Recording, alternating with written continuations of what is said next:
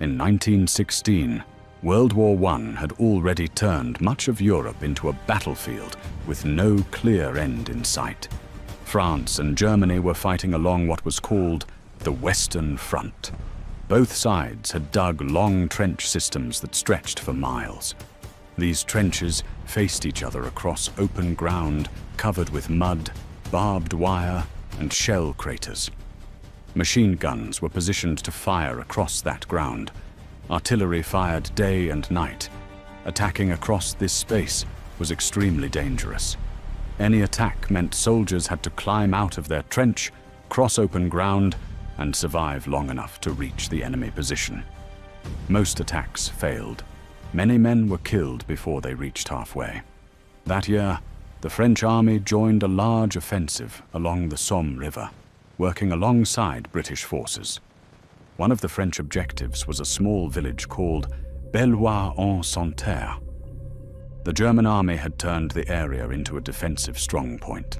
Trenches were reinforced. Machine guns were carefully placed. The French command understood that taking this position would be costly.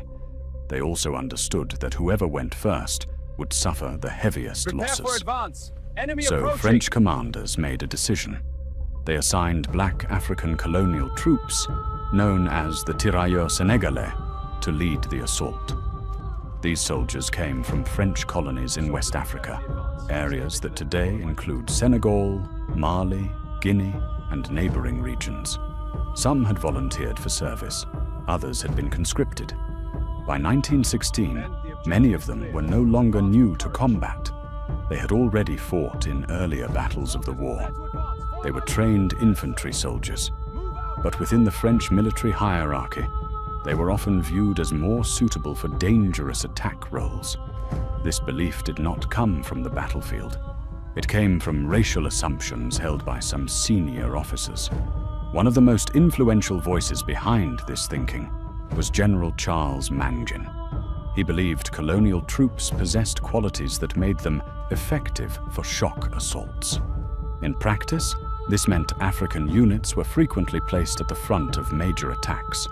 At Bellois-en-Santerre, this doctrine was applied again. Listen closely, men. The order is clear. We advance at dawn.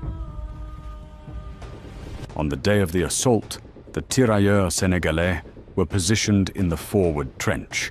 French artillery had fired beforehand, attempting to weaken the German defenses. When the artillery stopped, the signal to advance was given. The African soldiers climbed out of the trench first. German machine guns opened fire almost immediately. Men were hit as soon as they moved into open ground. Others dropped into shell holes to avoid fire. Small groups advanced in short movements, stopping and starting as they looked for cover.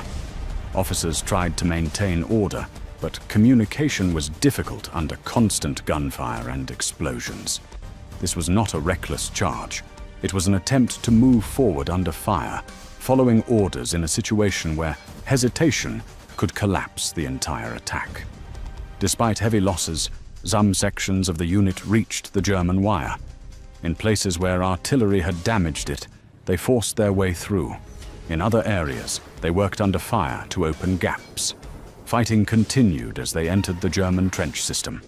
By the end of the day, French forces had taken Bellois-en-Santerre. The assault succeeded. French reports noted that the position had been captured and that the advance had held. What those reports also showed, in casualty numbers, was the cost paid by the units that went first. The tirailleurs sénégalais suffered severe losses. Entire companies were reduced to small groups. Survivors were exhausted, wounded, and reorganized for further service. But they had not broken. They had not refused to advance. They had not failed to carry out their orders. This mattered more than it seemed at the time.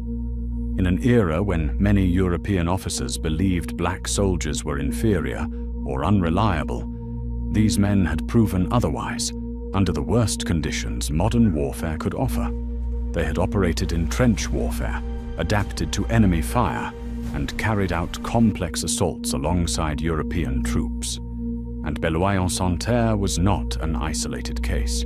African colonial soldiers were used repeatedly in major French offensives throughout the war, at the Somme, at Verdun, and in later campaigns. Again and again, they were placed in forward positions.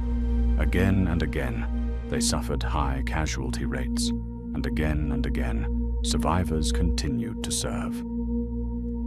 By the end of World War I, more than 200,000 African soldiers had served in the French army.